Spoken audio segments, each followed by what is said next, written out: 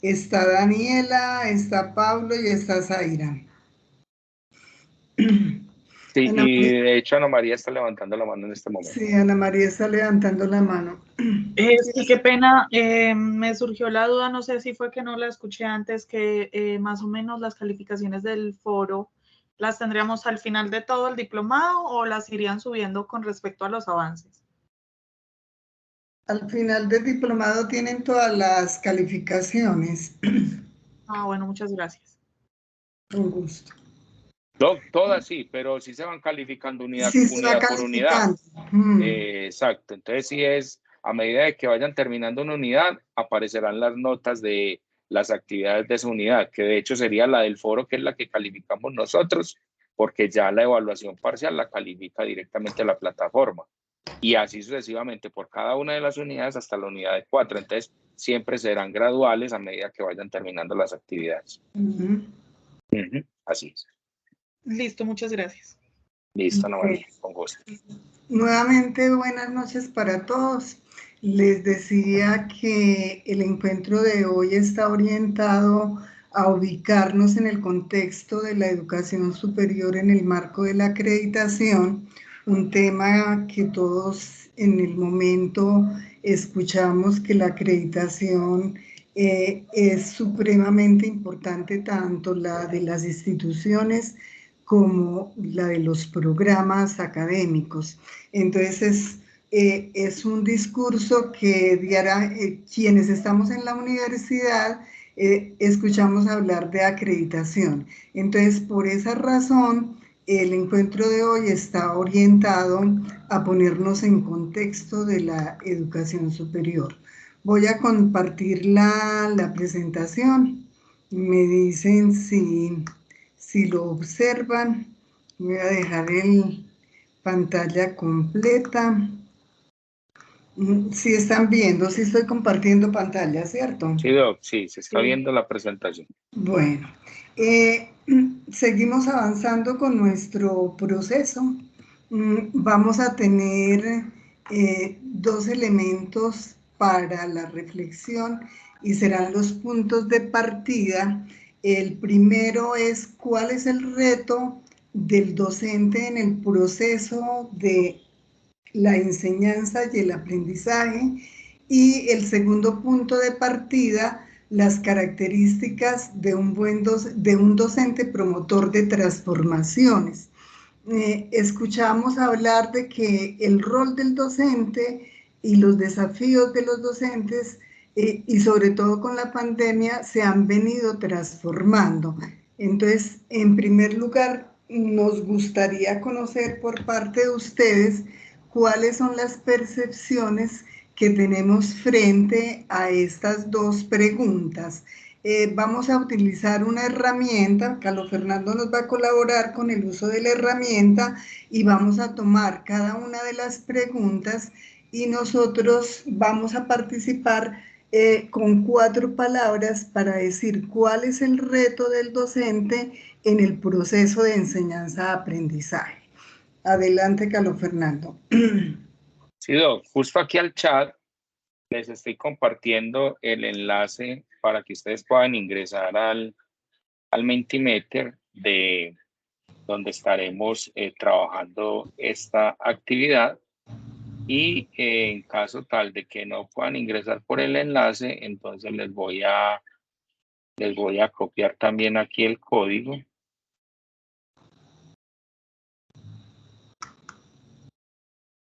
para que puedan entrar y hacer como tal la actividad. Espérenme un segundito, ya les copio el código.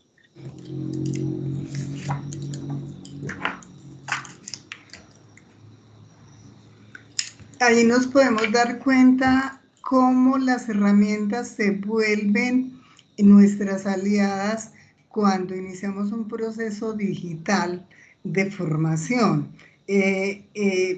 Lo hacemos a través de estas herramientas para que ustedes vayan a ir apropiando esas herramientas y las utilicen en su vida profesional y en su práctica pedagógica como docentes universitarios.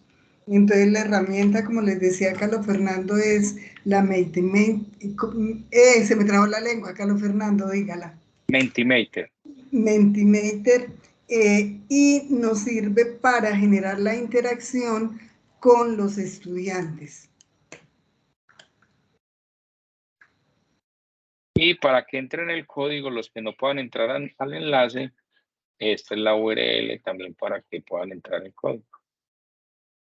Pero creo que con el enlace ya directo pueden entrar sin ningún tipo de problema. Ana María está levantando la mano.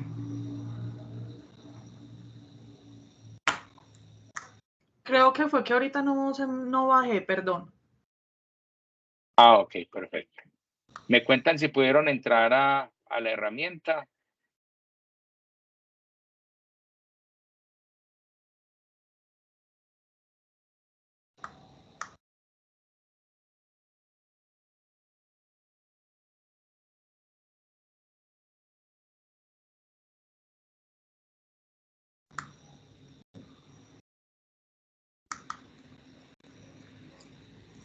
Que todavía no veo respuestas por parte de ninguno.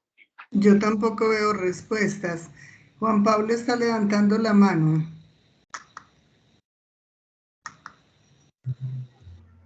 Que sí lo logré, que ok. Ah, ya.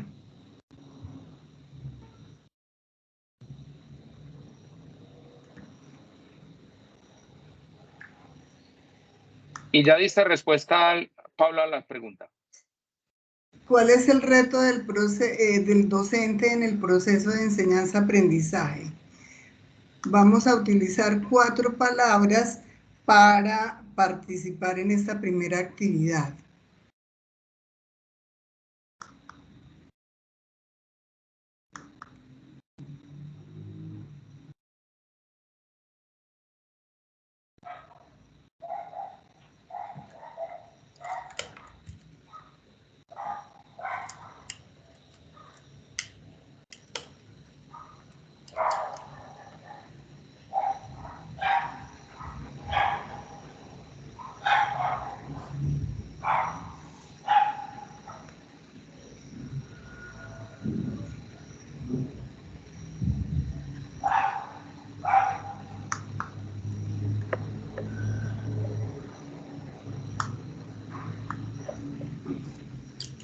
Sí hay respuestas, Carlos Fernando. No veo todavía respuestas. Sí, no veo respuestas por ningún lado.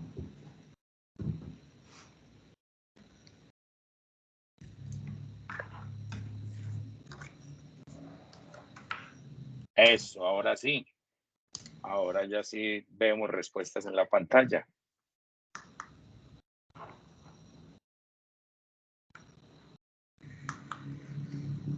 Vamos viendo aquí transmitir. Yo voy a ir compartiendo mi pantalla, Doc, si quiere, para que luego hagamos la reflexión. Por favor, sí. Dele usted, por favor, de descompartir, pues me permite compartir a mí. Sí, ya mismo.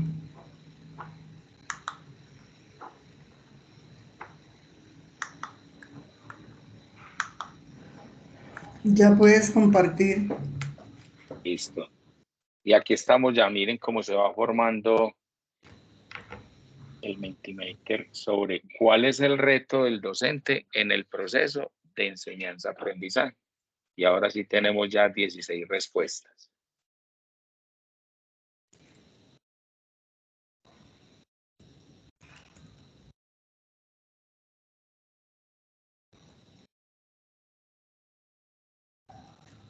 No sé, Doc, si pasamos ya a la siguiente pregunta o vamos a hacer la reflexión sobre esta inicialmente. Vamos a hacer el cierre. Vea, ustedes desde sus percepciones dicen que el reto del docente está orientado a innovar, a inspirar, a impactar, a pensar, a acompañar, y toman un elemento muy importante que es el de la comunicación.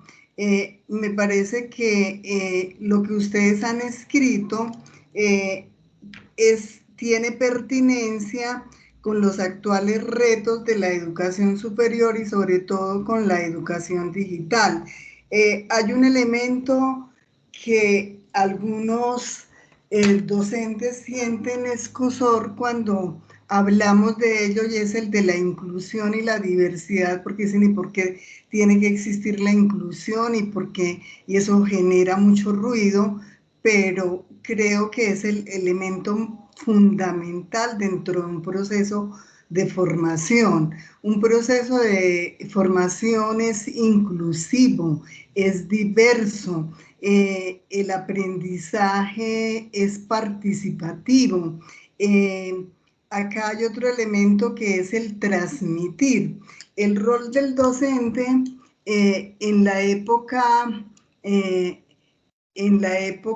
donde los modelos pedagógicos estaban orientados solamente a la transmisión, el docente era el que tenía la responsabilidad del aprendizaje del estudiante. En este momento, y por esa razón el transmitir era tan importante, en este momento es más importante en cómo aprende el estudiante que cómo transmite el docente. Si bien es importante y no ha perdido relevancia la transmisión, en este momento el docente, dentro de los retos que debe asumir, es qué hacer para delegar la responsabilidad del aprendizaje en los mismos estudiantes, porque los estudiantes siempre son muy acomodados, y en ese acomodarse dicen, ay, eso no me lo dijeron en clase, eso nunca el docente lo dijo, ¿y por qué me evaluó? Resulta que viene el trabajo independiente, donde está articulado a la indagación, y por eso aquí ustedes hablan de investigación, hablan de innovación, y nosotros como docentes lo que tenemos que tratar de identificar es los estilos de aprendizaje que el estudiante tiene para lograr diseñar actividades que les ayuden a realizar su propio aprendizaje. Es decir, en esto nos va a quedar claro que la responsabilidad del aprendizaje no es nuestra. La responsabilidad nuestra es delegarle al estudiante esa responsabilidad que tiene de su propio aprendizaje. Vamos con la siguiente pregunta, que también vamos a utilizar la misma herramienta y está orientada a identificar cuáles serían las características de un docente promotor de transformaciones. Acá ya nos están ubicando y nos están dando una responsabilidad. No somos docentes solo dedicados a transmitir el conocimiento, sino como un docente que además de transmitir ese conocimiento es capaz de ser promotor de transformaciones. Desde su experiencia, desde lo que ustedes han leído, desde su conocimiento, ¿cuáles serían esas características de ese docente promotor de transformaciones? Ahí ya les debe estar apareciendo la segunda pregunta, y si no, en la parte de arribita ahí en la plataforma, pues en la herramienta, ustedes le dicen ir a la siguiente pregunta que está mostrando el tutor o el rol del presentador, para que puedan dar respuesta a esta pregunta, y de la misma forma como lo hicieron en las primeras.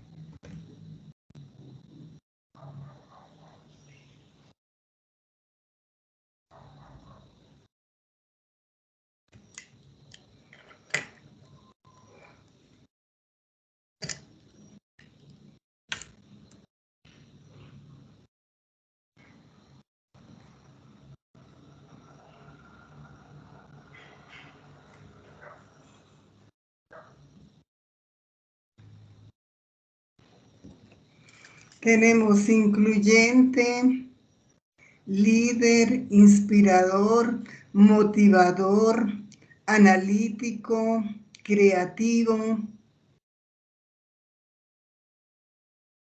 con pensamiento crítico, que haga retroalimentación, con capacidad de cambio.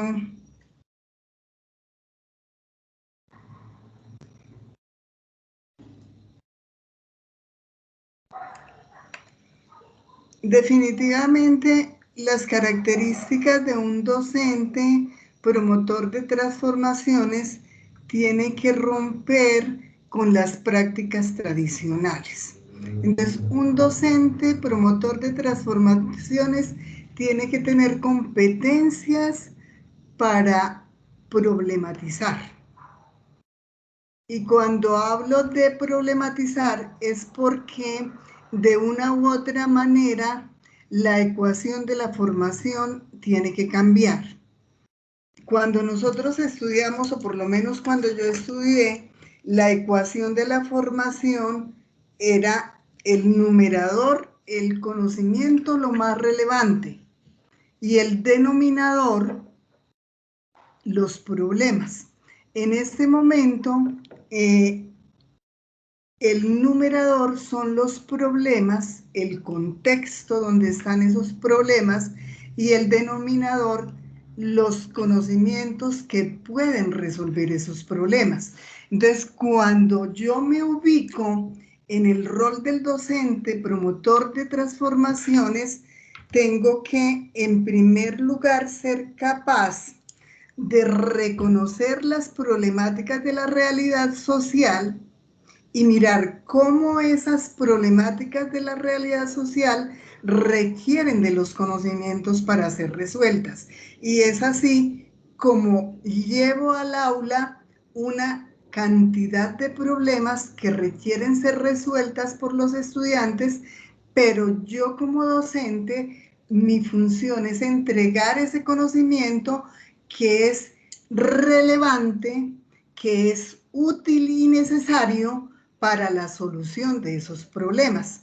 Y el docente tiene que tener esa capacidad, porque el estudiante todavía no está en capacidad de decir, este conocimiento es importante, es útil, es necesario y es relevante para resolver esos problemas. Por eso ahí me convierto en el docente orientador, en el docente inspirador, que soy capaz de problematizar y soy capaz de orientar al estudiante en decirle, vea, el conocimiento sirve para resolver estos problemas.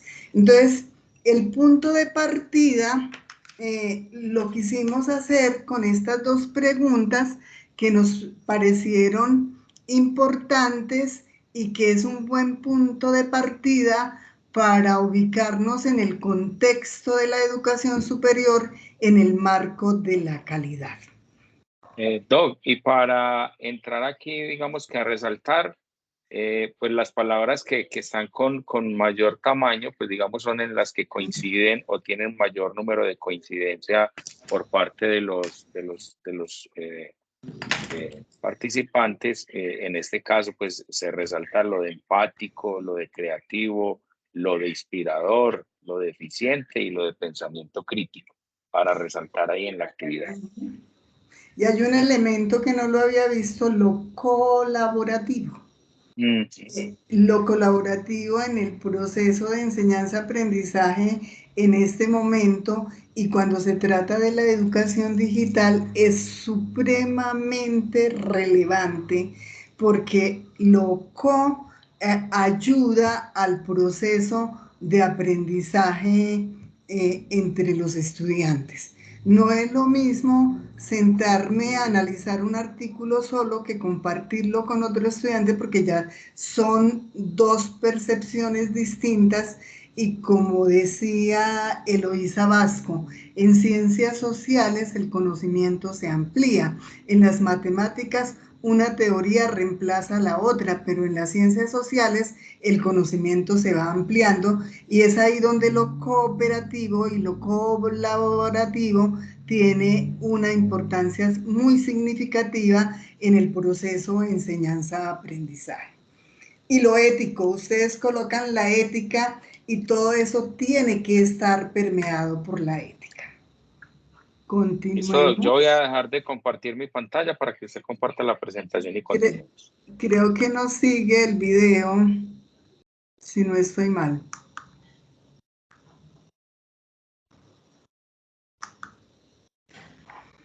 Bueno, hay un video muy corto. Ese video nos muestra los diferentes desafíos de un docente digital en un mundo globalizado.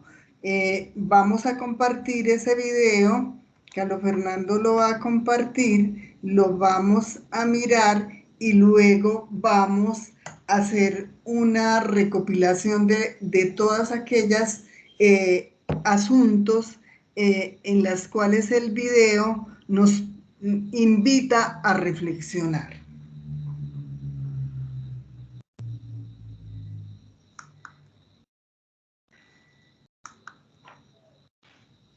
Dejo de compartir. Sí, Doc. Ya. Sí, Doc, por favor. Ya. Y yo ya voy a compartir mi pantalla. Regáleme un segundito.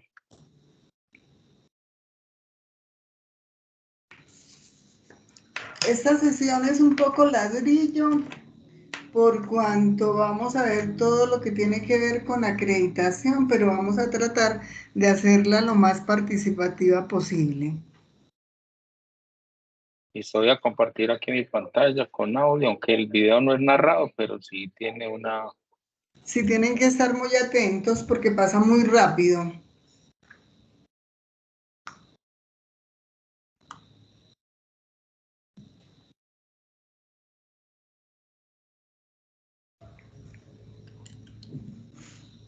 Voy aquí a compartir, me dicen por favor si están viendo la pantalla y se escucha. Ya.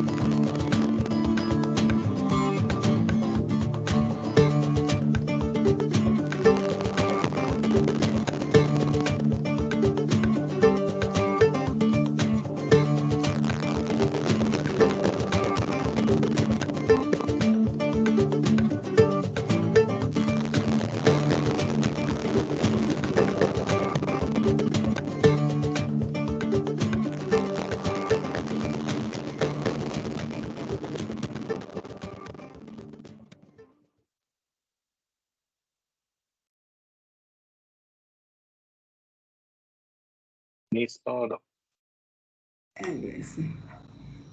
Este video nos dice absolutamente todo lo que nos espera a futuro como docentes digitales o como docentes tradicionales.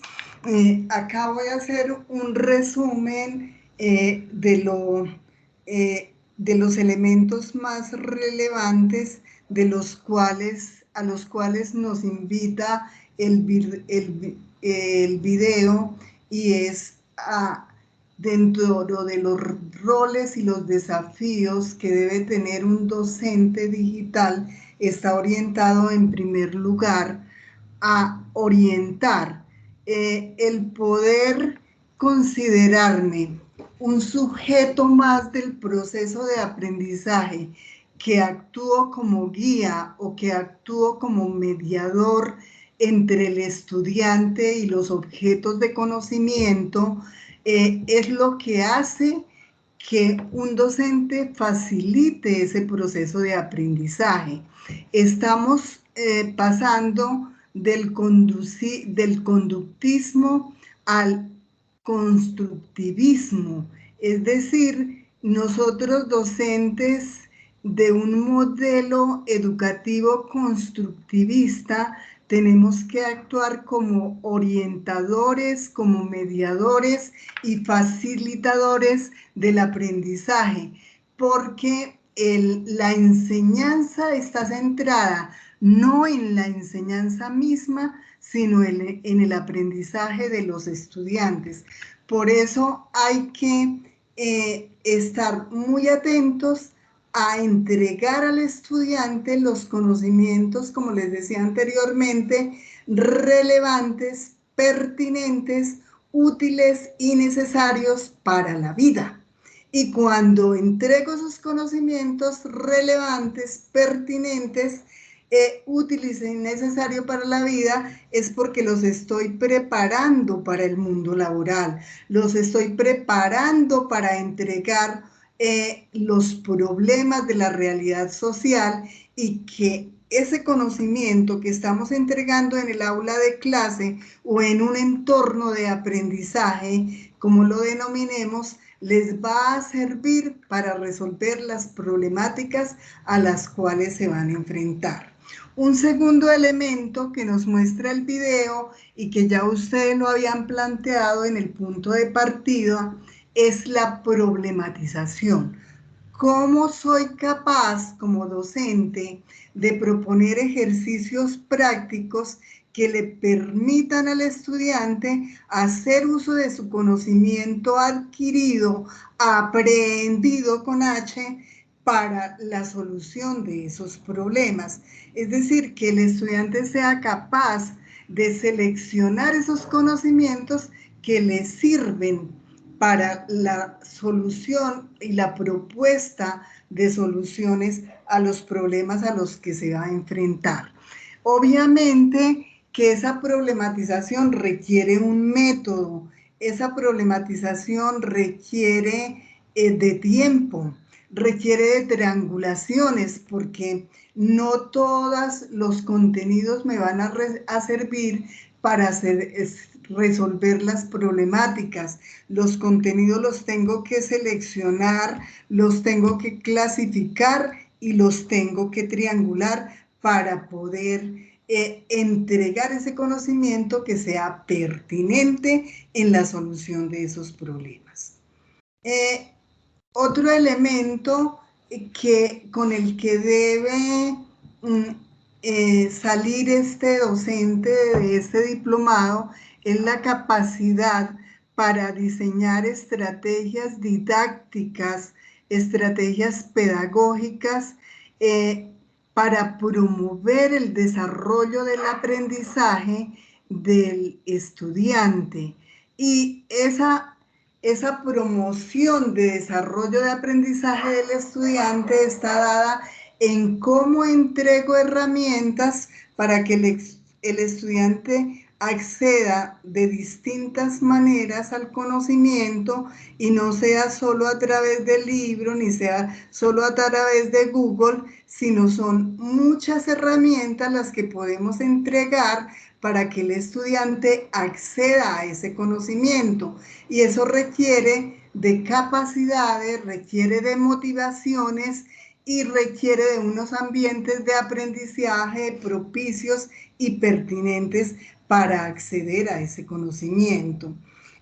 Otro elemento que los docentes debemos tener es la capacidad para evaluar y hacer seguimiento permanente al proceso de formación de los estudiantes.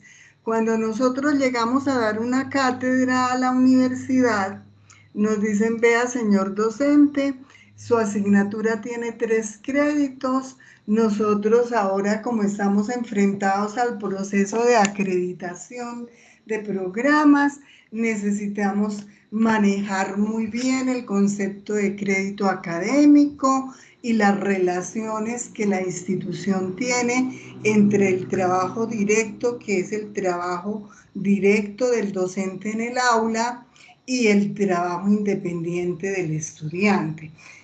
Generalmente todas las instituciones de educación superior trabajan una relación por 1 hora de trabajo en el entorno de aprendizaje, ya sea el aula, ya sea la plataforma, ya sea un ambiente de aprendizaje digital.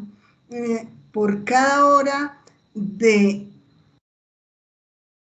trabajo directo del docente a través de ese entorno, el estudiante debe garantizar 2 horas de aprendizaje y de trabajo independiente, lo que en nuestra época posiblemente se llamaba la tarea. Nosotros siempre nos fuimos con tarea para la casa. Hay tendencias que después acabaron con la tarea, pero de todas maneras los profesores manejaban unos elementos, el antes, el ahora y el después. Y en ese después había una reflexión para que los estudiantes llegaran con algunos elementos que el docente necesitaba para iniciar su clase. Entonces, esa evaluación y seguimiento está orientada a cómo poder trabajar el concepto de crédito académico y poder hacer seguimiento a ese trabajo independiente del estudiante. Por eso este elemento es fundamental en el proceso de enseñanza-aprendizaje. Otro elemento es la investigación, que está articulada a la problematización. Conocer las problemáticas del contexto permite tanto al docente como al estudiante la búsqueda de soluciones para generar nuevo conocimiento, para transformar el conocimiento. Es un reto que en el ejercicio de la docencia debemos imponernos, porque desde los temas de acreditación vamos a ver más adelante que vamos a hablar de la investigación formativa y de la investigación en sentido estricto. Acá el investigar está más articulado a la indagación, al reconocimiento de las problemáticas en el contexto y al proponer soluciones a esas problemáticas y hacer uso de ese conocimiento que hemos adquirido, que hemos aprendido con H. El uso de las TIC. Definitivamente la pandemia nos transformó. Ninguno de nosotros estábamos preparados para asumir de la noche a la mañana la virtualidad. Y cada uno de nosotros hicimos lo que pudimos. Y seguimos hablando de virtualidad, pero cuando nosotros reflexionamos y miramos qué fue lo que hicimos, nosotros hicimos educación remota. Tratamos de utilizar las plataformas que las instituciones nos daban para hacer nuestra clase, para grabar esa clase y para dejarle esa clase grabada a los estudiantes para que siguieran estudiando y para que de una u otra manera esa grabación reemplazara la presencia del docente. Finalmente fuimos avanzando en el uso de algunas herramientas y fuimos mejorando esa educación remota y fuimos avanzando algunas instituciones con el diseño de cursos digitales bien estructurados, con actividades pensadas, con actividades pertinentes y con el uso expedito de herramientas que realmente transforman la enseñanza y por supuesto transforman el aprendizaje. Entonces el uso de las TIC siempre estará presente. Vea al inicio de la sesión de hoy, Carlos Fernando muy preocupado por compartirnos cómo parametrizábamos, cómo contestábamos los foros, cómo podíamos hacer un infográfico, cuál sería la mejor manera de compartir, cómo hacer una réplica, y día a día iremos mejorando porque el uso de las herramientas es infinito, de las herramientas digitales es infinito, y cuando logramos sacarle provecho al uso de las herramientas TIC, nos daremos cuenta que se nos facilita más la labor del enseñar y del aprender. Un elemento del cual ustedes también señalaban y en el video también nos lo mostraban, la inclusión y la integralidad. Todas las instituciones, si nos ponemos a revisar las misiones de las instituciones de educación superior, encontramos en su misión que todas hablamos de formación integral.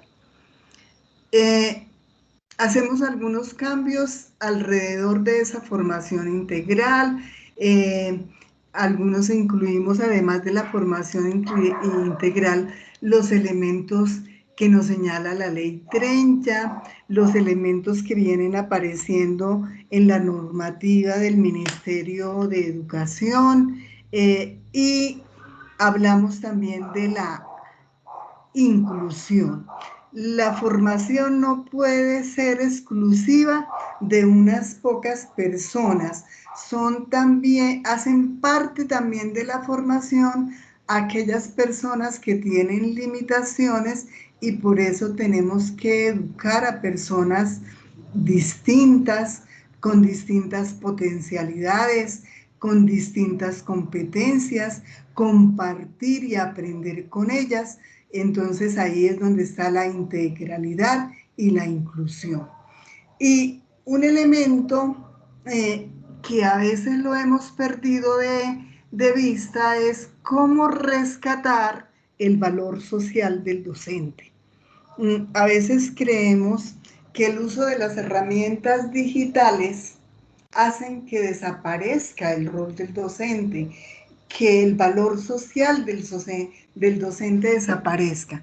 Cuando revisamos un contenido digital nos damos cuenta que detrás de ese contenido digital hay varios docentes que han intervenido y que han hecho posible que ese contenido tenga un sentido, tenga un significado y tenga unos protagonistas.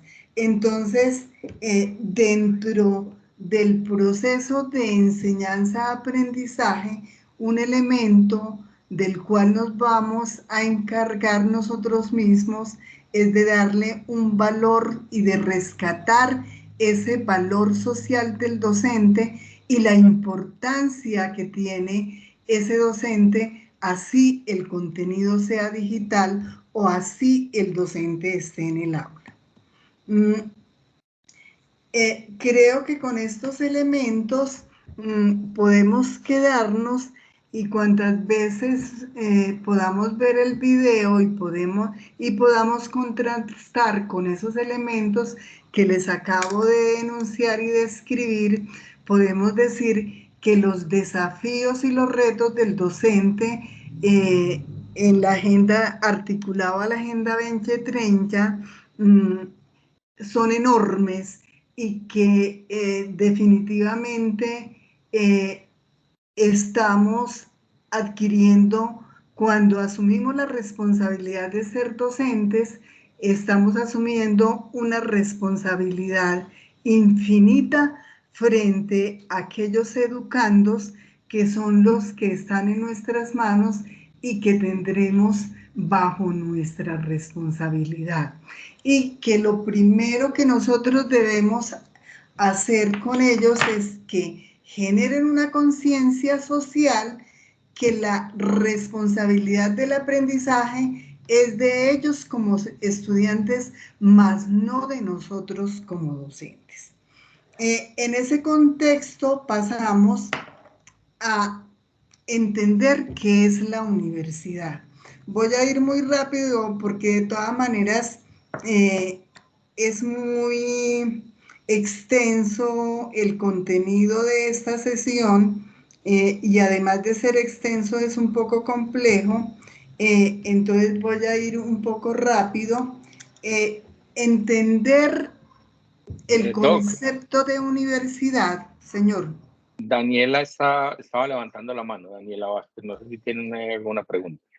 Daniela, adelante. No es una pregunta, es más bien como pues simplemente un comentario respecto a lo que estabas diciendo, y es que alguna vez Carlos Gaviria en una conferencia de él hablaba precisamente de eso, pues y es algo muy viejo, pero hablaba precisamente pues de ese valor social y de crear conciencia de que no pues solo era dirigido a crear buenos profesionales, sino también a crear personas con conciencia social y que fueran pues como unas personas que les sirvieran a la sociedad con todos esos conocimientos que pudieran adquirir. Gracias, Daniela. Muy pertinente tu comentario. Si alguien tiene otro comentario, bienvenido.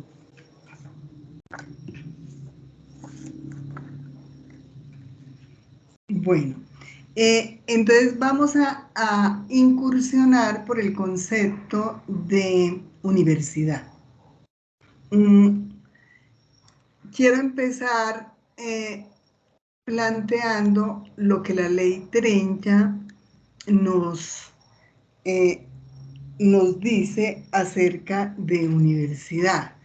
Y lo voy a leer, porque es la Ley 30 la que nos rige, la que en este momento empieza a reformarse, pero hasta hoy ese es el concepto que tenemos, el concepto acuñado dentro de la Ley 30, y es el que nos rige. Dice: así se identifican las instituciones que acrediten su desempeño con criterio de universalidad en las siguientes actividades: investigación científica o tecnológica, la formación académica en profesiones o disciplinas, y la producción, desarrollo y transmisión del conocimiento y de la cultura universal y nacional.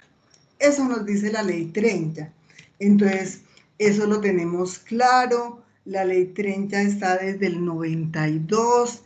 Los que hemos pasado por las aulas universitarias, ya sea como estudiantes de pregrado, ya sea como estudiantes de posgrado, sea como docentes, de una u otra manera hemos entendido ese concepto de universalidad. El padre Borrero, tal vez ustedes lo han escuchado nombrar, él trabajó durante años un seminario que se llamó el seminario, lo daba la Universidad de los Andes y a veces la Javeriana, de universitología. Y en su legado, él nos dice: una universidad en su estructura debe tener un espacio para la indagación, para la investigación y para el encuentro de culturas. Y ese espacio para la indagación y para el encuentro de las culturas solo se da en las universidades, eso no se da en los colegios, eso se da en las universidades. Entonces, tal vez por eso la ley 30 lo define de esa manera. Sin embargo, aquí retomé creo que 6 conceptos de universidad, pasando por retomando varias referencias a nivel nacional y a nivel internacional. Por ejemplo, la Red Iberoamericana para la Acreditación de la Calidad de la Educación Superior dice que la universidad es una institución de educación superior que está integrada por facultades, por escuelas, por colegios, institutos o en general centros de estudio e investigación, y otorga los títulos o grados académicos correspondientes a la superación de un periodo de aprendizaje. Muy similar a lo que nos dice la ley 30, pero aquí el camino es más expedito porque dice, una institución de educación superior tiene la posibilidad de tener facultades, de tener escuelas, de tener institutos, de tener centros de estudio, es decir, cualquiera que sea la decisión, es pertinente a la universidad, solo que tiene que estar fundamentado y que tiene que estar incorporada en los agentes que hacen parte integral de las instituciones. Y eso nos lo dice la Red Iberoamericana en el 2007. Hay una diferencia del 92 al 2007 de unos añitos, ¿cierto? Sigo con una definición ya de la Universidad de Antioquia en el 2015, cuando la ley 30 está en crisis, cuando han venido reformas sustanciales frente a nuevas normativas, frente a los registros calificados de los programas. Entonces, la profesora Gloria Patricia Peláez Jaramillo, decana de la Facultad de Ciencias Sociales, dice que la universidad debe ser considerada como el escenario donde los productos del arte tienen y deben tener siempre un lugar, porque la universidad, como el arte, es una creación simbólica. Y empieza a hacer una narrativa sobre lo simbólico y lo importante que es lo simbólico en la cultura, en el arte, en lo humano, y que abre las puertas y ofrece espacios generosamente para que sea habilitado por los productos de la creación que la hace más digna. Es un poco romántica la definición, pero es muy significativo, porque eso de lo simbólico permea una cantidad de elementos que hacen parte fundamental de las instituciones. Y luego continúo con una definición muy reciente en el 2023 de la ministra Figueroa, quien está en ese momento, tiene la responsabilidad de hacer la reforma de la ley 30 y me parece que tiene una responsabilidad muy grande, y dice que la universidad es el centro de la transformación donde se posibilita el diálogo, el debate, la reflexión colectiva, que nos muestra hacia dónde vamos, que nos muestra ese camino para dónde vamos. Entonces creo que esta definición recoge todas las anteriores y es mucho más expedita, porque dice, es un centro para la transformación, y si es un centro para la transformación está inmersa la investigación, está inmersa la cultura, está inmerso lo simbólico, y me parece que es una definición muy light, muy cortica, y que encierra muchas cosas. Pero también Alfonso González, presidente de Espacios de Educación Superior de España, dice que la universidad es el lugar en que se construye un proyecto de convivencia soportado en el respeto a la dignidad de la persona, a los derechos humanos y así como capaz de garantizar la sostenibilidad económica, social y medioambiental. Este último elemento creo que le faltaría a las otras. El elemento de garantizar la sostenibilidad económica, social y medioambiental. Entonces me parece que ese último elemento sería fundamental para permear las definiciones anteriores. Y un grupo de la Universidad de La Sabana, en el Observatorio de Educación, Observatorio Iberoamericano, dice que la universidad es una institución política, pero no en el sentido de que esté obsesionada con el poder, sino en el sentido de que como institución política aspira a proyectar los más profundos sentidos de vida y experiencias en orden en el marco del fortalecimiento disciplinar y en el diálogo de las disciplinas y nuevas áreas del conocimiento emergente. A mí me parece que esta última definición encierra todas las anteriores y por eso la dejé al final. Igual, no quiero que ustedes se casen con una sola noción de universidad. Por eso traté de buscar las más significativas para que ustedes tengan elementos para el diálogo, para la discusión y puedan hablar del concepto y de la noción de universidad en el contexto de la acreditación. ¿Alguna pregunta hasta acá? ¿Algún aporte? ¿Algún comentario?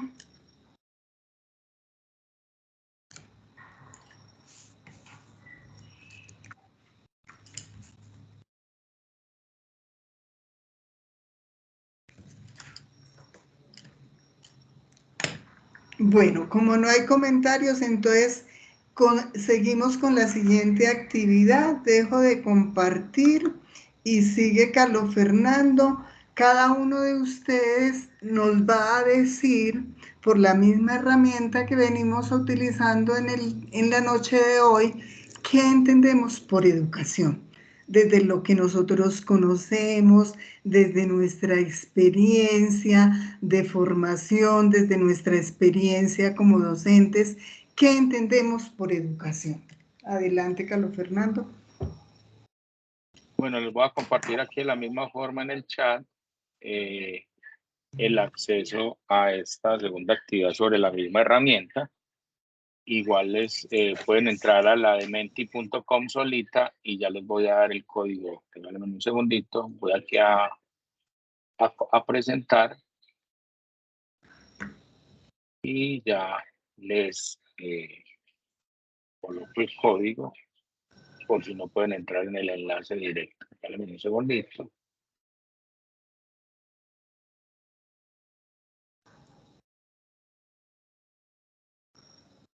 El código es 399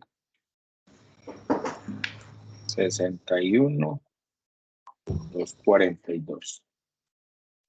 Y ya voy aquí entonces a abrir la herramienta y a compartir mi pantalla.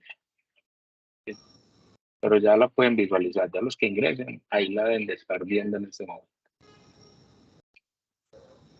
Todavía no se ven. No, yo voy a compartir mi pantalla, pero ya los que hayan ingresado a la herramienta ya la pueden visualizar. Ahí está ya en línea. Sí, ya, perfecto.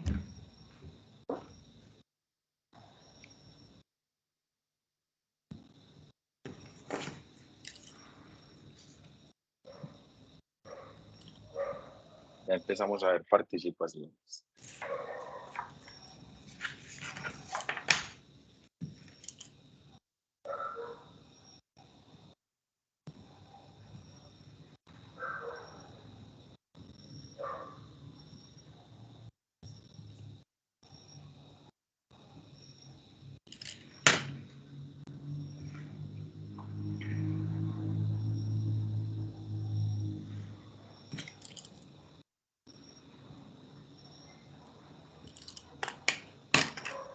Ahí me faltan elementos.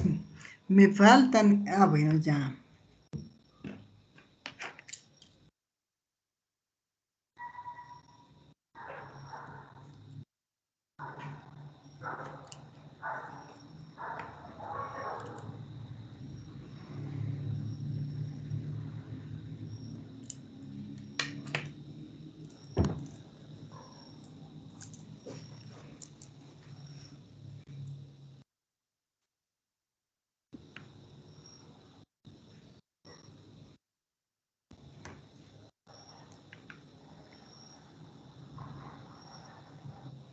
Bueno, cuando Abraham Mackenzie empezó a trabajar currículo, hizo un chiste con el concepto de currículo. Dijo, y ahora a los ministerios de educación nacional se les ha ocurrido que el currículo es todo. Igual diríamos de educación, el currículo es, la educación es todo. Dentro de los elementos que ustedes destacan en su participación, me encanta ver la palabra comunicar, porque es el comunicar el que hace posible un proceso educativo, ¿cierto? Si no sabemos comunicar, ese proceso educativo tiene sentido. Además que el comunicar permite la interacción con el otro. Y si hay una buena comunicación, también requiere una buena escucha. Paulo Freire decía que el rol del docente, el maestro lo llama él, dice, el rol del docente es ser buen escucha, un buen docente, un buen maestro, dice él, es el que tiene una escucha generosa. ¿Y qué es la escucha generosa? Que así me incomoda lo que el otro dice, yo sea capaz de escucharlo sin reaccionar.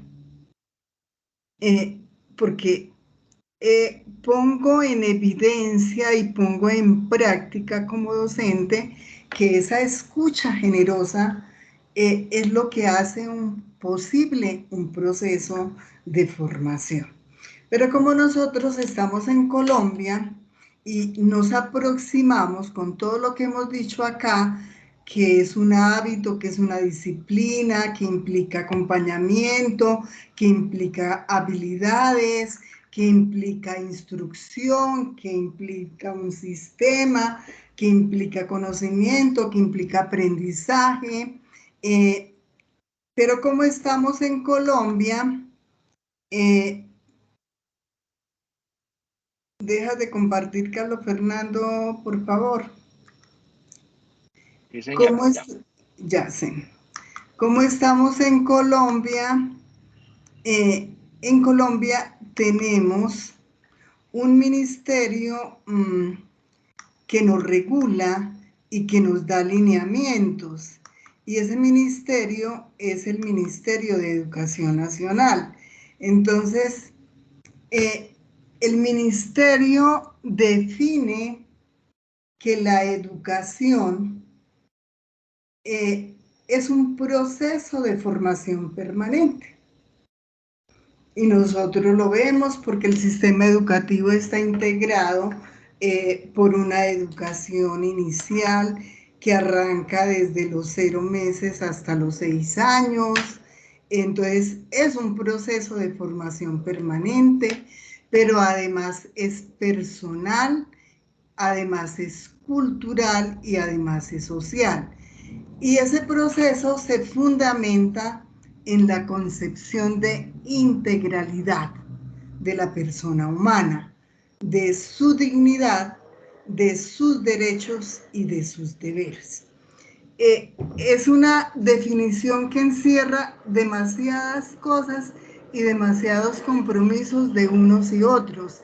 del Estado, de nosotros como docentes, de los administrativos, de la familia, del entorno, del contexto. Entonces, es una definición que encierra muchas cosas. El solo hecho de decir que la educación se define como un proceso requiere de muchas aristas.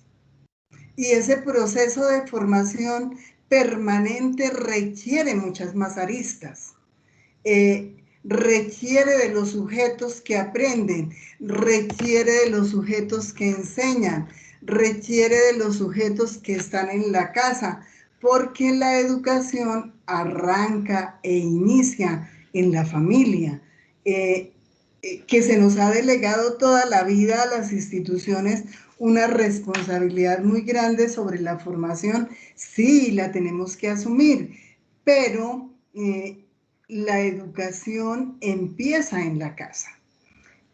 Teniendo este concepto que ustedes lo pueden con el tiempo y en el transcurso de este diplomado y después desagregar, reflexionar, ampliar, el sistema educativo colombiano lo conforman unos subsistemas, que es educación inicial, que va hasta los 6 años, la educación preescolar, que inicia a los 6 años, la educación básica, que tiene 5 grados, lo que llamamos primero, segundo, tercero, cuarto y quinto, lo que llamábamos la primaria anteriormente.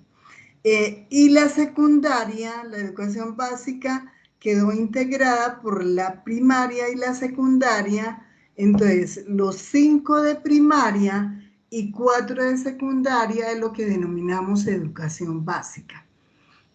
Es decir, el sexto, séptimo, octavo y noveno. Entonces, la educación básica va desde el primero de primaria hasta el noveno grado de bachillerato, de secundaria. La educación media, que son 2 grados, que son el grado 10 y el grado 11. Y finaliza con un título que es el título de bachiller. Y la educación superior. Lo que nos compete para este diplomado es lo que tiene que ver con educación superior. Entonces, la educación superior en nuestro país tiene unos niveles e inicia con la educación para el trabajo y el desarrollo humano, que nos da un título de técnico laboral. ¿Por qué lo introduzco dentro de el sistema de educación superior? Porque la educación técnica laboral permite hacer articulación a la educación superior, a los pregrados de la educación superior. Para ubicarnos en contexto, educación para el trabajo y el desarrollo humano, los que vivimos acá en Envigado, el CEFIT. Todos conocemos el CEFIT. El SENA. El SENA también forma técnicos laborales y pueden hacer tránsito hacia la educación superior. Entonces, dentro de ese nivel de la educación superior, colocamos la educación para el trabajo y el desarrollo humano por la posible articulación que se hace con los pregrados de la educación superior. La educación superior tiene varias posibilidades, desde el técnico profesional, que son 4 semestres, la tecnología 6 semestres, los profesionales que oscilan entre 8 semestres y 10 semestres, los profesionales universitarios. Entonces, un técnico profesional en la Universidad de Envigado tenemos tránsito y transporte, tenemos un técnico profesional que se llama tránsito y transporte y seguridad vial. Tecnologías, tenemos la tecnología en gestión de proyectos sociales y comunitarios. Teníamos unas tecnologías en redes y profesionales universitarios, el resto de los programas. Psicología, trabajo social, ingeniería informática, ingeniería, siempre se me olvida esa de producción. Bueno, todas las ingenierías son profesionales universitarios, negocios internacionales, derecho, seguridad y salud en el trabajo. Todos esos programas son profesionales universitarios. Igualmente, el nivel de educación superior contempla los posgrados y tenemos las especializaciones técnicas o tecnológicas, que en la institución universitaria de Envigado no hay ninguna. Especializaciones profesionales sí hay muchas. Maestría creo que hay una y otra por aprobar. Doctorado todavía no tenemos, ni postdoctorado tampoco tenemos. Entonces, ese es el nivel de educación superior y su estructura en cualquier institución de educación superior.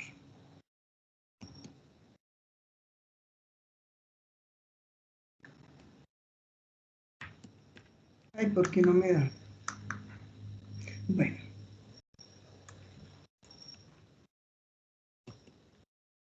Ya teniendo clara la estructura de la educación superior, en el marco de la acreditación de programas y en el marco de condiciones mínimas de los programas académicos, la universidad o las instituciones de educación superior mínimamente cuentan con sus funciones sustantivas.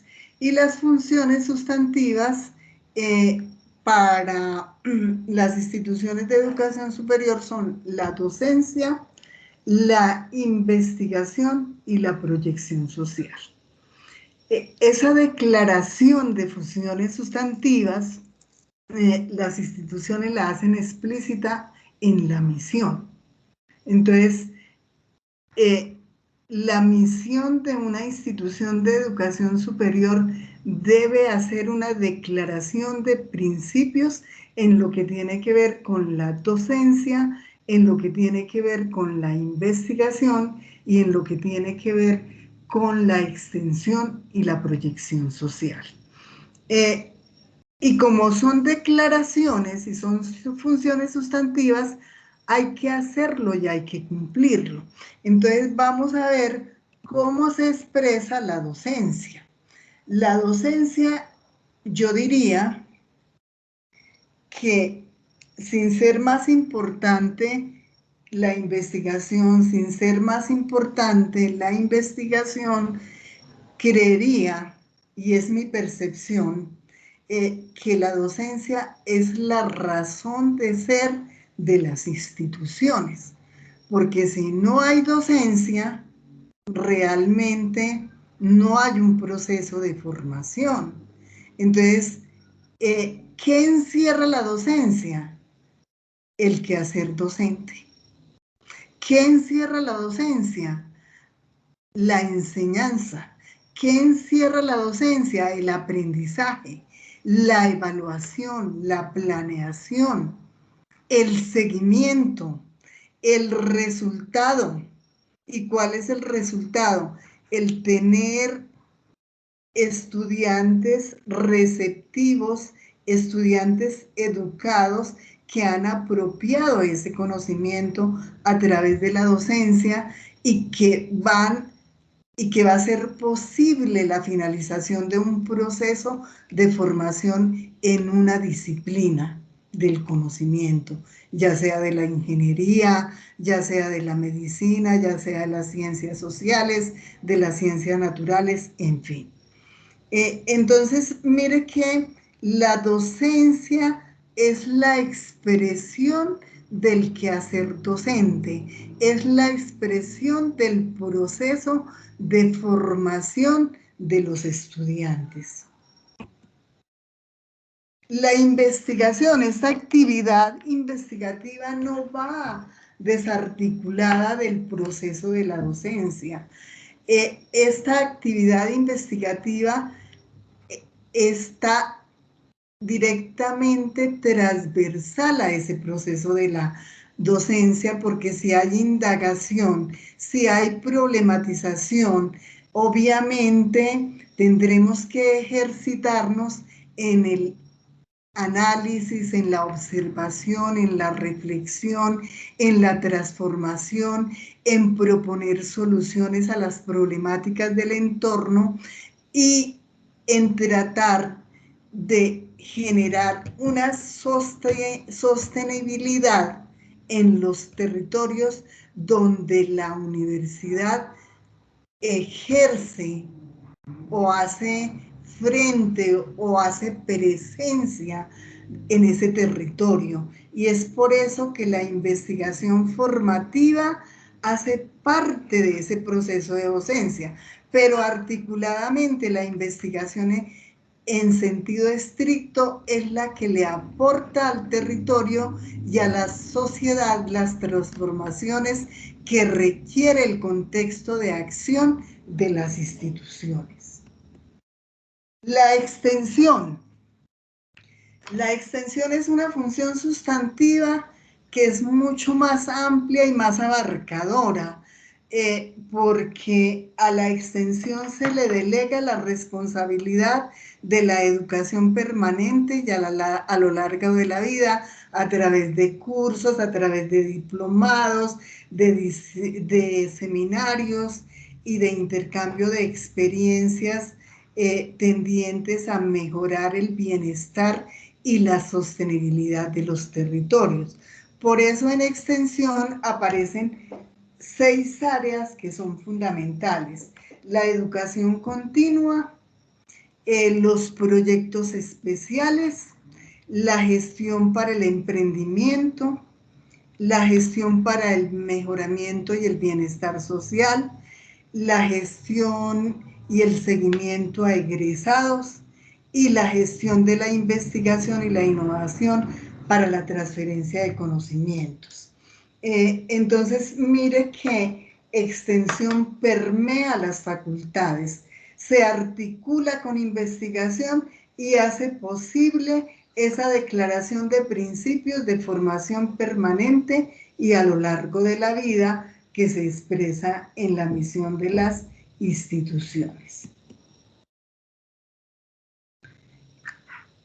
¿Hasta acá alguna pregunta?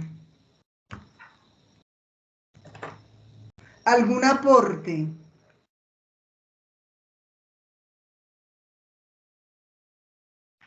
Bueno, sigamos con el ladrillo del aseguramiento de la calidad. ¿Qué entendemos por calidad? ¿Cómo podemos definir la calidad en la educación superior? ¿Ustedes cómo perciben esa calidad cuando ven esos sellitos donde dice Institución Universitaria de Envigado acreditada, Universidad de Antioquia acreditada, Universidad Nacional acreditada, EAFID acreditada? ¿Qué significa eso para nosotros estar acreditados? Y como esa acreditación está asociada a la calidad de la educación superior, ¿qué entendemos por calidad de la educación superior? Carlos Fernando, por favor.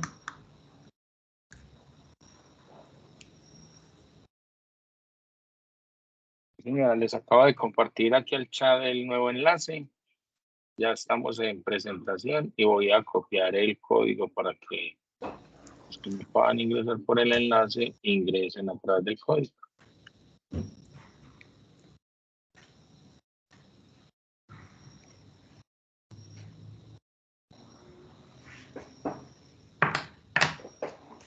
Ahí está. Y ya voy a compartir aquí mi pantalla.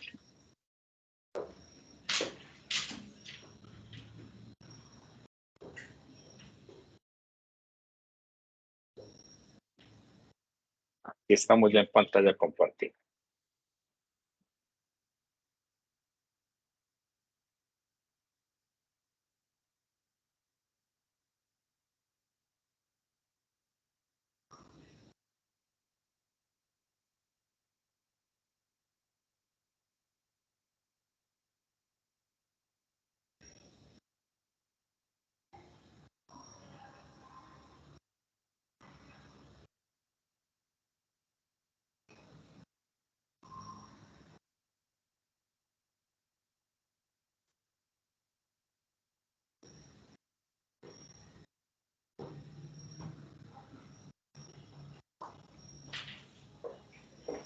No sé si ya lograron ingresar. Ah, sí, ya vemos por aquí la primera participación. Integralidad, estandarización, relevancia, ética.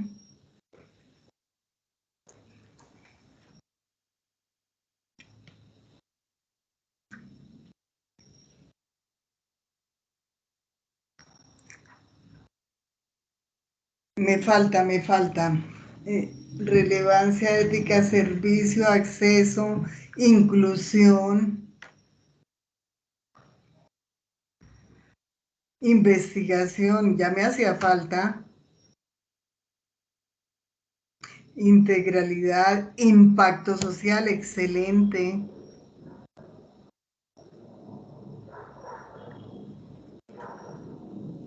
Exigencia,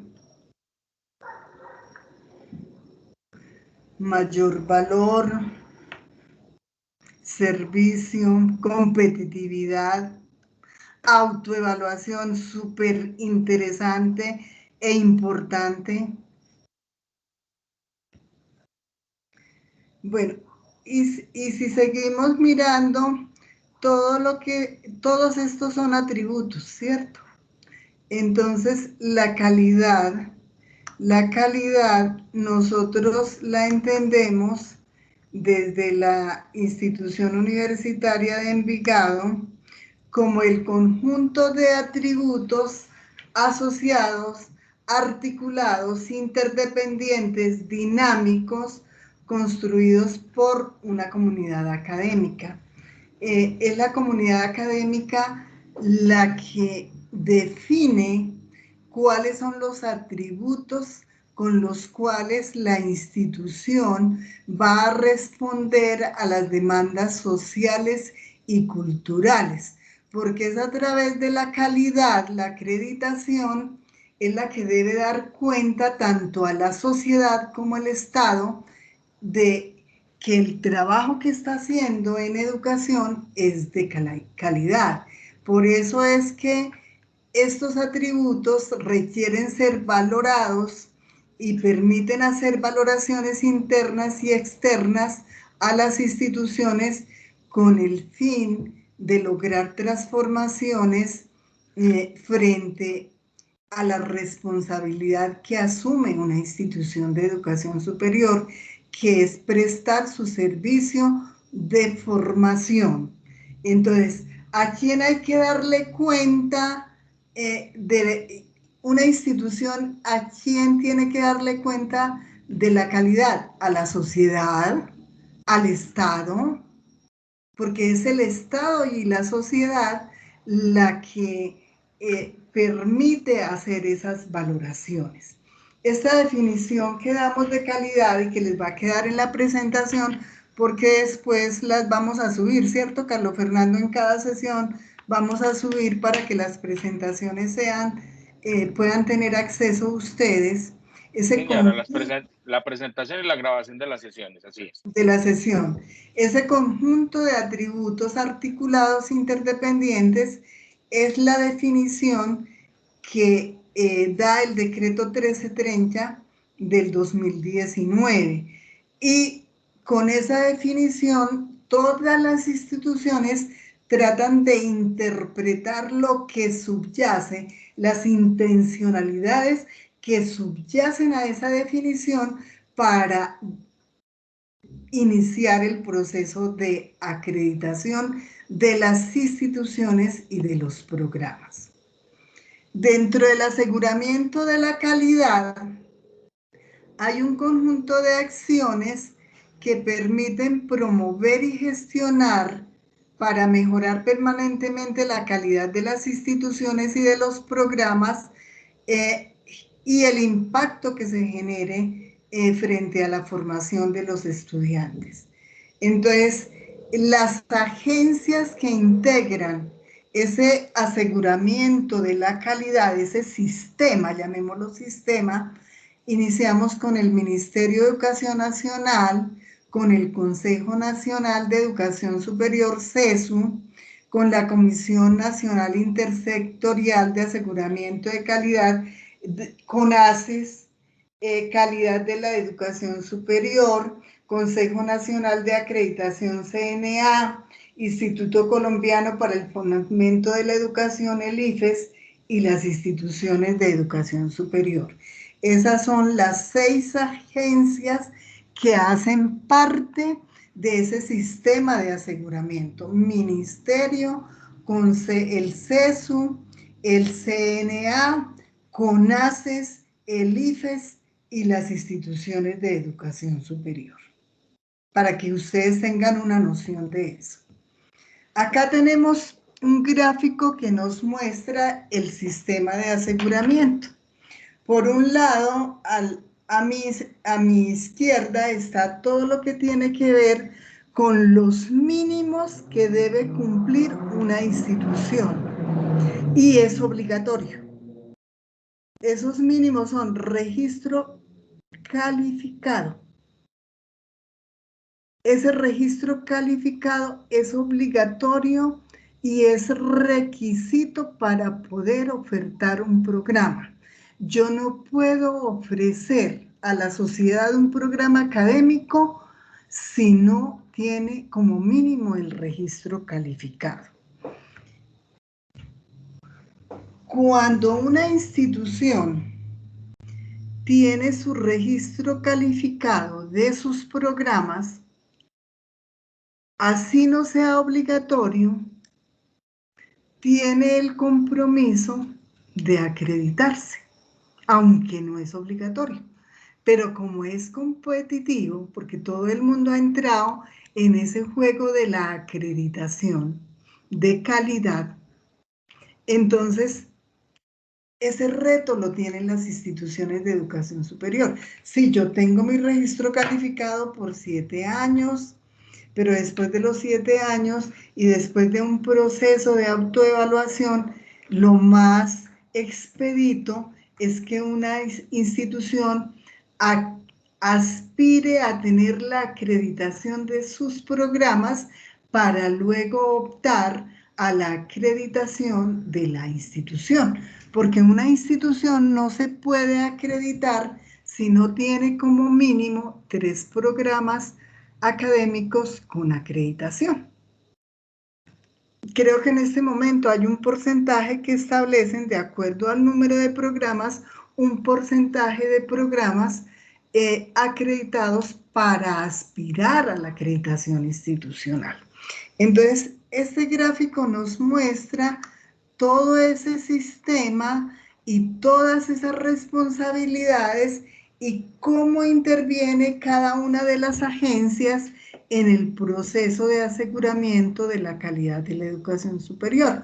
Por ejemplo, el ministerio está acá, el consejo, el CESU está acá, y el sistema interno de aseguramiento de calidad propende por la autonomía, por el buen gobierno, por la pertinencia, y las instituciones tienen que dar cuenta de eso.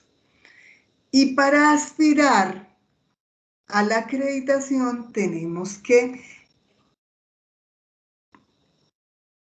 la claridad de la política del Consejo Nacional de Acreditación, cuál es su política, cuáles son sus principios, cuáles son sus objetivos, y tenemos que aproximarnos a las guías que nos dicen qué hacer para optar a la acreditación.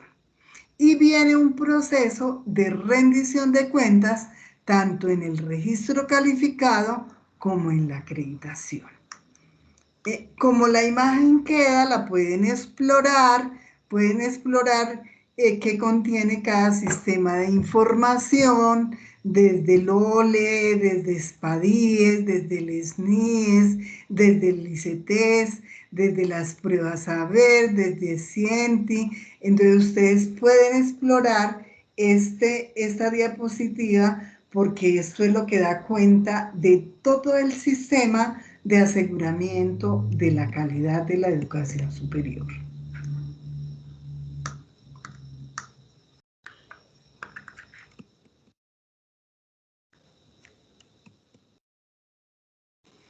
Bueno, ya les había dicho que el registro calificado es un requisito obligatorio y habilitante para que una institución pueda hacer su oferta académica. Quien ofrece los programas sin registro calificado, una institución que ofrezca los programas sin registro calificado, está cometiendo una falta y eso es ilegal. ¿Dónde está consagrado el registro calificado? En la ley 1888 del 2008, en el decreto 1295 del 2010, en el decreto 1330 del 2019. Este decreto 30, en sus resoluciones reglamentarias, incluyó todo el proceso que se generó en pandemia y flexibilizó un poco los procesos de digitalización de programas y flexibilizó el proceso de obtención de registros. Ahora se puede conseguir un registro único, es decir, con todas las modalidades. Se puede obtener un registro mixto, se puede obtener un registro presencial y uno digital, pero las instituciones se han vuelto inteligentes y dicen, no, es mejor tener registro único para poder ofrecer un programa en las distintas modalidades.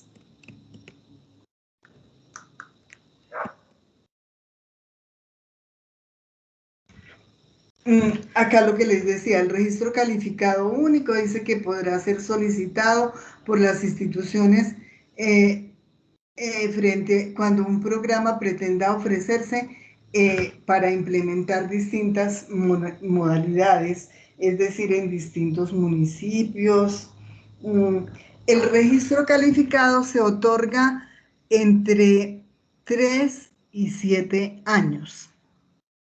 Para la renovación de un registro calificado, las instituciones tienen que haber hecho 2 procesos de autoevaluación. La autoevaluación es fundamental en este sistema de aseguramiento de la calidad. Hay unas condiciones institucionales para la obtención de esos registros calificados. Las institucionales tienen que ver con los mecanismos de selección y evaluación de estudiantes y profesores, con la cultura de la autoevaluación. Debe haber un modelo de autoevaluación en la institución. La autoevaluación debe darse siquiera cada 2 años. Y si el registro es otorgado por 7 años, se pueden hacer 2 autoevaluaciones, es decir, cada 3 años. Debe tener claramente establecida una estructura administrativa y académica, tiene que garantizar los recursos suficientes para el cumplimiento de las metas. En lo financiero, la calificación de las instituciones financieras y las organizaciones financieras debe ser excelente, debe tener un programa explícito de egresados y debe tener un programa o un modelo de bienestar universitario. Son exigentes esas condiciones institucionales.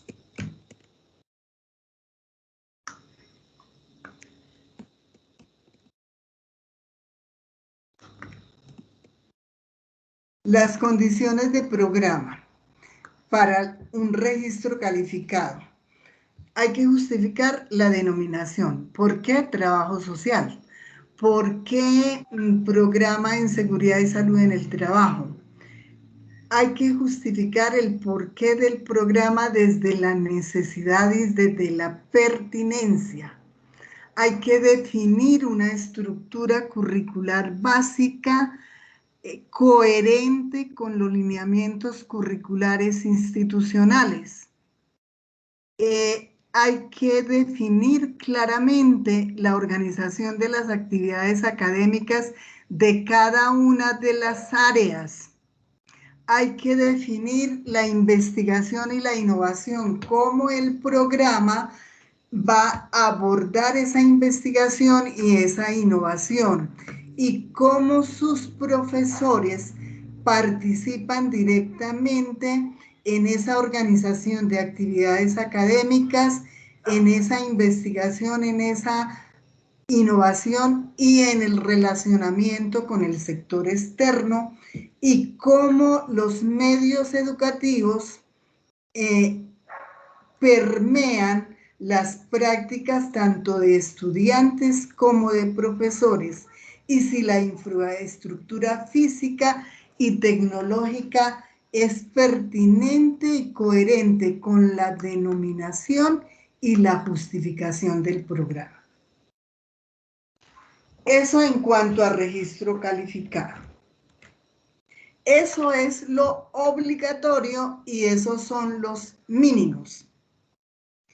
Cuando ya tenemos un programa con esos mínimos y con una experiencia, ¿cuál es el reto? Optar a la acreditación. La acreditación, ¿quién la otorga? El registro calificado, ¿quién lo otorga? El Ministerio de Educación Nacional. La acreditación, ¿quién la otorga? También el Ministerio de Educación Nacional. Tanto a los programas académicos y a las instituciones que cumplen con los más altos criterios de calidad. La acreditación de alta calidad promueve el fortalecimiento de una cultura de la alta calidad, tanto de los programas como de las instituciones, y se soporta en los sistemas internos de aseguramiento de la calidad. Para la acreditación de alta calidad se tienen 4 etapas bien definidas. Apreciación de condiciones iniciales. Las instituciones, cuando toman la decisión, elaboran un documento con todas las condiciones iniciales de calidad, que son las mismas que dijimos anteriormente, que es la denominación del programa, la justificación, sus profesores, la investigación, y la envía al Consejo Nacional de Acreditación. El Consejo Nacional de Acreditación dice, esta institución está lista o no está lista, y para estar lista le falta tales y tales y tales cosas, y hace una serie de recomendaciones, y los equipos de trabajo de las instituciones inician el proceso para fortalecer aquello que el Consejo Nacional de Acreditación dijo que nos faltaba.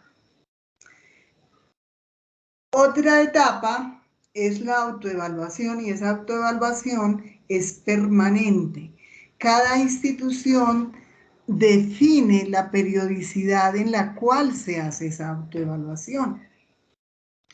La tercera etapa, cuando ya hemos superado la apreciación de condiciones iniciales y estamos listos, entonces vienen las evaluaciones externas y la visita de pares académicos. Volvemos a mandar el documento, le decimos al Consejo Nacional de Acreditación, ya estamos listos, y el Consejo Nacional de Acreditación nos manda a los pares académicos para que verifiquen que eso que dijimos, que hemos fortalecido y que estamos listos, es verdad. y luego viene la evaluación final. Acá en evaluación externa, cuando estamos en ese proceso de afinar esa apreciación de condiciones iniciales, contratamos pares amigos, ya sea locales o ya sea nacionales, para que verifiquen y nos ayuden a mirar qué nos hace falta. Eso es muy bueno porque eso nos ayuda a fortalecer. Entonces, esas son las 4 etapas por las cuales una institución debe moverse cuando aspira a la acreditación de alta calidad. ¿Qué agentes intervienen en este proceso? Estudiantes, egresados, docentes, empresarios y empleados. Cualquier agente que nos haga quedar mal nos pone en peligro y en riesgo la acreditación. Cualquier agente que no esté de acuerdo con lo que estamos presentando nos daña el camino a la acreditación.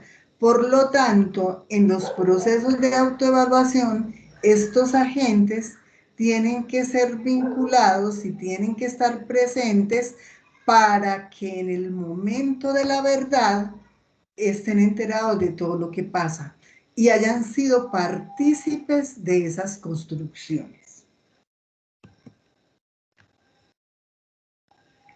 Un programa para acreditarse debe contar con un proyecto educativo de programa que le dé la identidad institucional.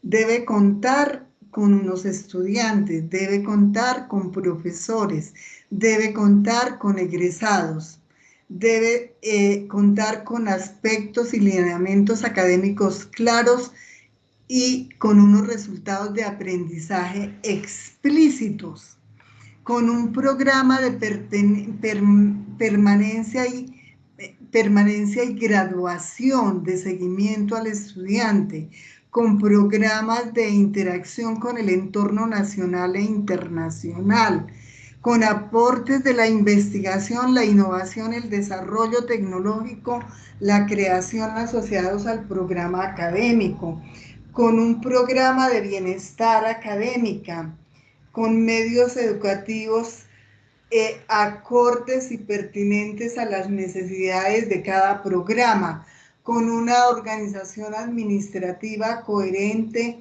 y consecuente y una estructura financiera que garantice que las actividades que requiere el programa se realizan, con unos recursos físicos y tecnológicos pertinentes. Es decir, el programa debe cumplir con 48 características, todas justificadas y con evidencias.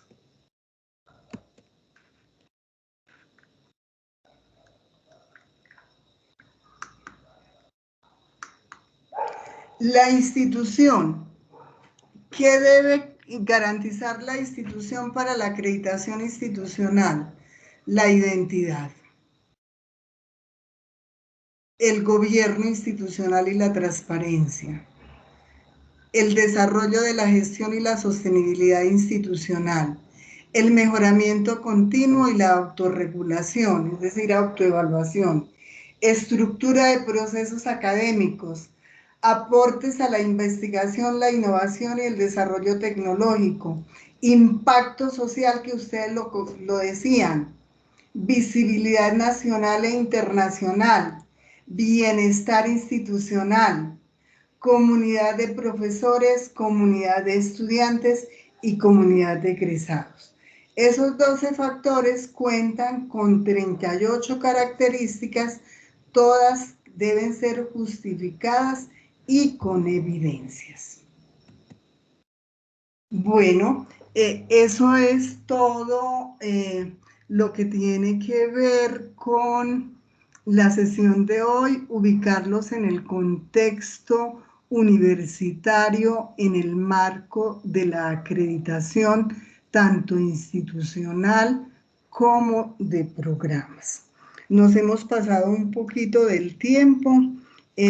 Ya para finalizar, nos gustaría que ustedes en esta última actividad, y no vamos a utilizar ninguna herramienta, sino cada uno de ustedes nos va a decir con 3 palabras cómo evalúan esta sesión.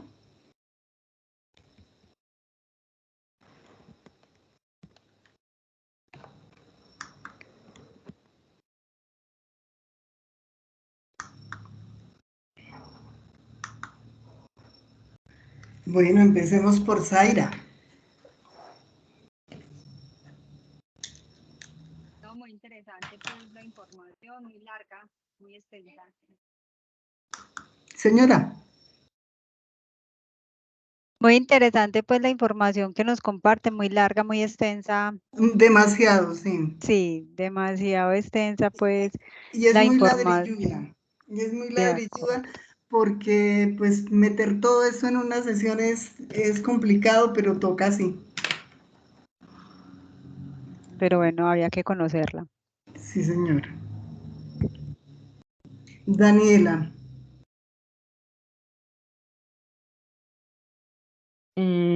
Integral, conceptual y tecnológica. Bueno, gracias. Ana María. Pues yo diría informativa, introductoria e interactiva. Ajá, perfecto. Paulo. Hola, yo diría informativa. Obviamente pues tenía su estructura y clara. Bueno, con esto terminamos. Si hay alguna sugerencia, por favor nos la hacen saber. Muchísimas gracias. Nos pasamos 17 minutos, pero pues hicimos lo posible porque fuera muy sucinta, pero siempre a veces uno se extiende. Ana Miriam, qué pena que te Muchas interrumpa, gracias. sino que pues hay como un par de punticos clave que me hubiera gustado como poder tomar notas más extensas, entonces no recuerdo si nos dijeron si nos iban a compartir las diapositivas. Sí, señora, la grabación y las diapositivas quedan en la plataforma. Perfecto, muchas gracias. Bueno. Aparecerá una sesión que se llama material complementario y ahí estarán ubicados los 2 enlaces. Muchas gracias. Bueno, Muchas muchas gracias. gracias Feliz a noche. todos, a Carlos Fernando por el apoyo, que tengan muy buena noche. Hasta luego, Gracias a muchas todos ustedes por gracias. su Que estén asistencia y bien. Bueno, participación. Que estén bien. ¿la siguiente sesión es dentro de 8 días o la vamos a aplazar No, 8 días? la movemos 8 días. De hecho, les voy a compartir el cronograma actualizado por el correo electrónico a cada uno. Listo, muchas gracias. No, que tengan muy buena noche. Muy buena Lo mismo, que noche. estén bien. Que Hasta estén bien. luego. Hasta luego. Hasta luego.